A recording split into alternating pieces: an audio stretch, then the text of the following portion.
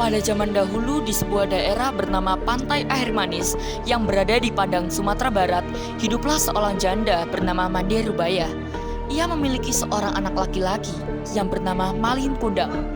Sejak Malin Kundang ditinggal pergi ayahnya, maka tidaklah mengherankan kalau Mande Rubaya sangat menyayangi anak sematawayangnya tersebut. Sejak kecil, Malin Kundang terbiasa melakukan pekerjaan. Berkat pelajaran yang diberikan ibunya sejak kecil, Malin Kundang tumbuh menjadi seorang pemuda pekerja keras. Ia tak pilih-pilih dalam melakukan pekerjaan. Meski sudah bekerja keras, tetapi karena yang dikerjakan Malin Kundang adalah pekerjaan kasar, upah yang diterimanya pun cukup kecil. Kecil upahnya dia terima setiap hari membuat Malin Kundang ingin merantau. Malin Kundang berpikir bahwa hanya dengan merantau akan dapat mengubah kehidupannya menjadi lebih baik. Malin Kundang memiliki seorang sahabat bernama Rashid. Suatu hari ketika istirahat seusai bekerja, Malin Kundang dan Rashid mendengar ada kapal besar. Seketika itu pula lah muncul keinginan Malin Kundang dan Rashid untuk pergi merantau. Rashid dan Malin Kundang merasa hanya dengan merantaulah mereka akan mengubah nasibnya. Hai Malin, Hai Rashid. apakah kamu melihat kapal di tepi pantai? Ya, aku melihatnya. Bagaimana kalau kita melamar pekerjaan? Capek sih. Bisa bagaimana kalau besok kita Yang baik bagaimana kalau kita bersedia besok? Malam harinya, Malin Kundang segera minta restu kepada ibunya untuk pergi merantau. Bu, Malin mau minta restu. Kamu mau kemana nak? Bu mau pergi mengubah nasib keluarga kita Bagaimana caranya nak? dengan Malin bekerja di kapal sana. Apakah kamu tega meninggalkan ibu sendiri di sini? Ya, sebenarnya Malin gak tega, Bu. Tapi Malin janji akan mengubah nasib keluarga kita. Baik nak, ibu akan selalu doakan setiap langkahmu. Keesokan harinya, dengan diantarkan ibunya, Malin Kundang dan Rashid pergi menuju pantai desa mereka, tempat kapal besar milik saudagar kaya itu bersandar.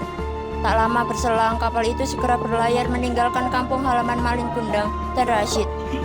Akhirnya kita sudah sampai sana perantauan. Benar, kita sudah dekat dengan cita-cita kita. Dan di sini akan bekerja apa? Belum tahu juga. Apakah kalian benar-benar ingin bekerja bersamaku? Benar. Kebetulan saya mencari 2 orang pekerja untuk kapalku. Apakah kalian mau bersamaku? Rumah Tuan Saudagar di mana ya? Nanti kalau kapal ini sudah berlabuh. Oke, baik Tuan. Kedatangan mereka disambut oleh seorang perempuan muda yang sangat cantik parasnya. Belakangan diketahui bahwa perempuan muda itu merupakan putri dari saudagar. Begitu sampai di rumah saudagar, Rashid dan Malin Kundang segera bekerja seperti yang diperintahkan sang saudagar.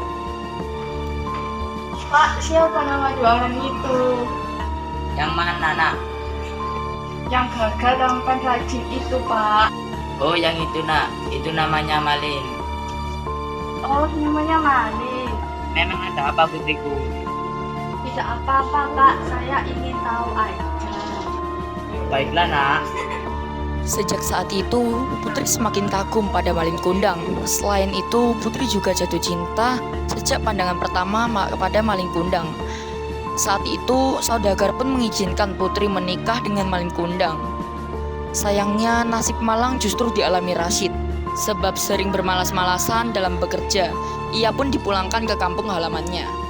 Suatu hari, Malin Kundang dan istrinya berlayar ke pantai Air Manis untuk membeli sesuatu.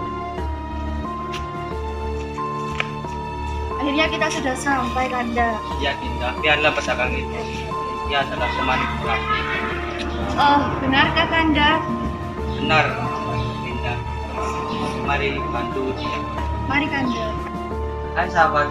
Ternyata kamu, sahabatku. Sudah lama kita tidak bertemu. Oh, ternyata kamu, sahabatku.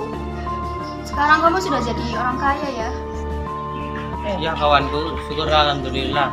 Seandainya kamu tidak bermalas-malasan, mungkin kamu sudah menjadi seperti ini.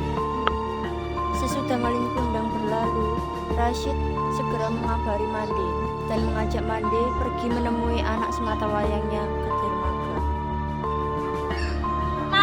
Malin, kamu sudah pulang, nak. Ibu sangat rindu padamu. Tapi siapa berani-beraninya mengaku sebagai ibu mertuaku? Saya bundanya Malin Kundang, nak. Oh, kau sudah gila ya?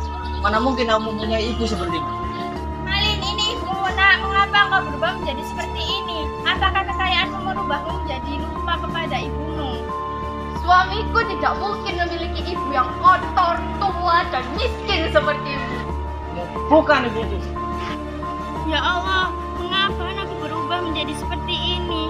Mengapa hatinya menjadi sekeras batu? Aku yang telah merawatnya, ya Allah. Berikanlah anakku itu teguranmu. Sesungguhnya anakku telah menjadi anak yang durhaka. Tuhan, kutuk dia menjadi sebuah batu. Tiba-tiba hari mulai gelap. Kemudian Malin Kundang pun dikutuk menjadi batu oleh ibunya. Karena hal itu semua sudah terlambat. Ini kalian bisa saksikan bahwa Malin Kundang sampai sekarang dikutuk menjadi batu.